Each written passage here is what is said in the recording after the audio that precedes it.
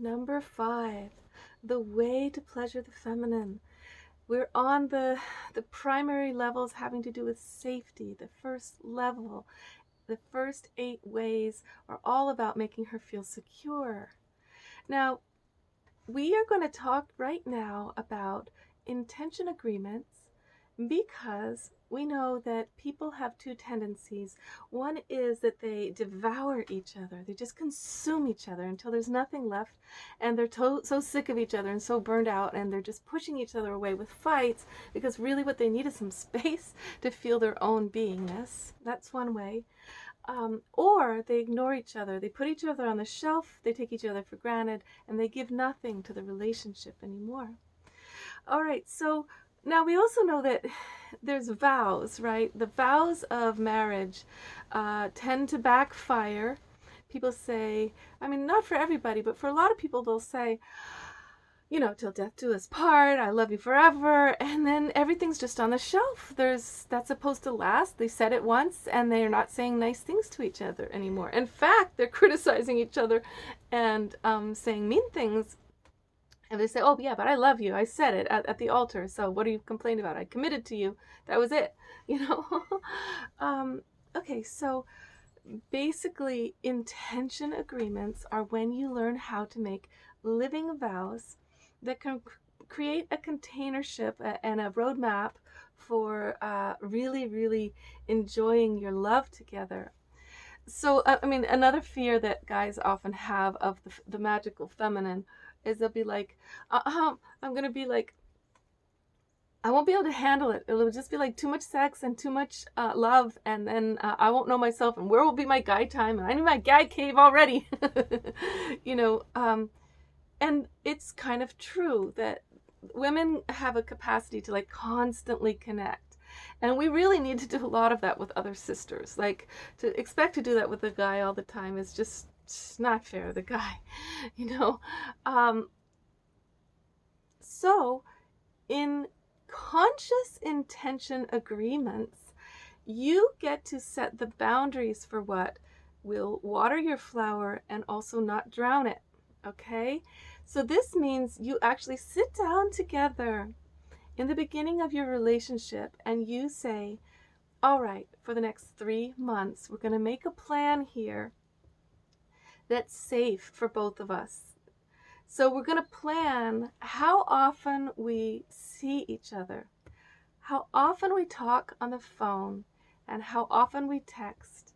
When we do and we don't do these things to protect our health and our other relationships and our other family and our deep needs for our own soul's growth, independent of relating and with each other.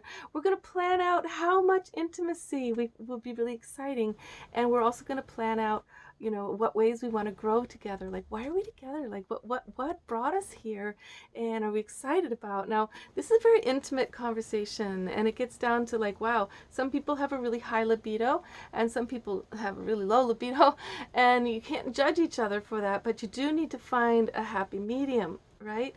And we know that if you create space, space is the next one of the next ways I want to talk about pleasuring the feminine is all about space.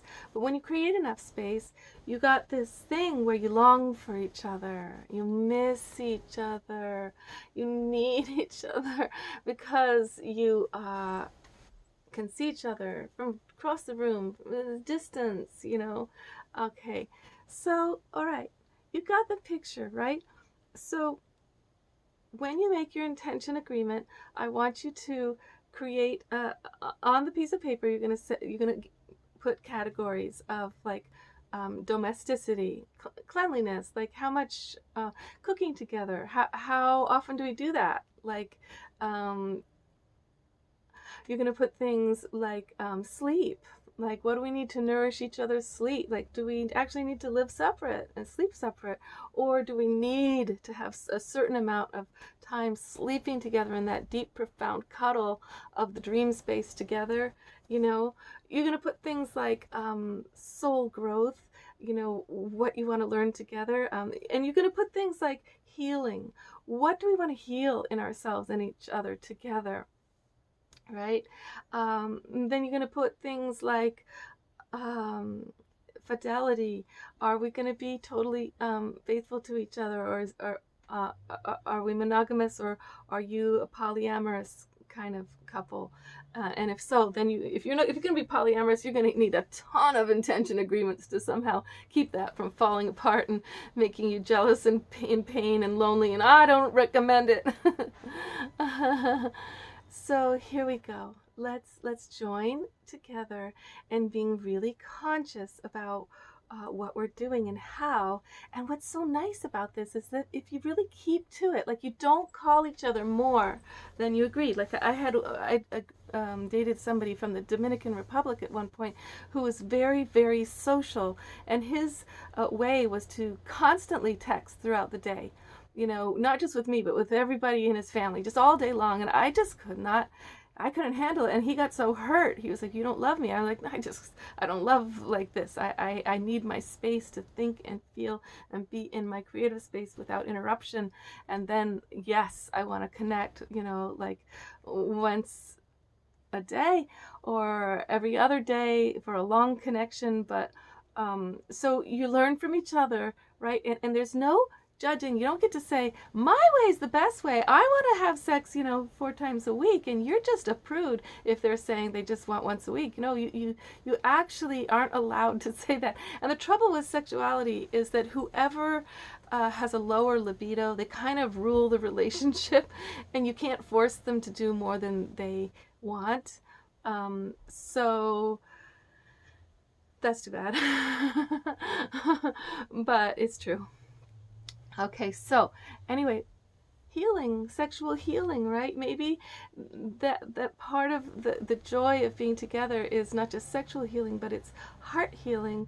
And so you don't want to be each other's therapists, but you want to hold space for each other's um, emergence of these old fears and pains. Like I remember I was long ago with my partner, and all this sexual trauma came up from my lifetime with him because he was so good to me and we were so safe together. I felt that he was holding space and my healing was spontaneously happening. So I would talk to him about it, and then he was like freaking out. He's like, "Oh, you're damaged goods. I can't be with a woman like you." He thought it was going to last forever. But when you do intention agreements, you're actually sort of you're you're clearing a path for things to happen consciously. And and, when you do things consciously like that, you just don't have to be as afraid of being consumed, and you can define things and change them. So that's the other thing. In 3 months' time, you're going to revisit the intention agreement, and you're going to go, how did it work?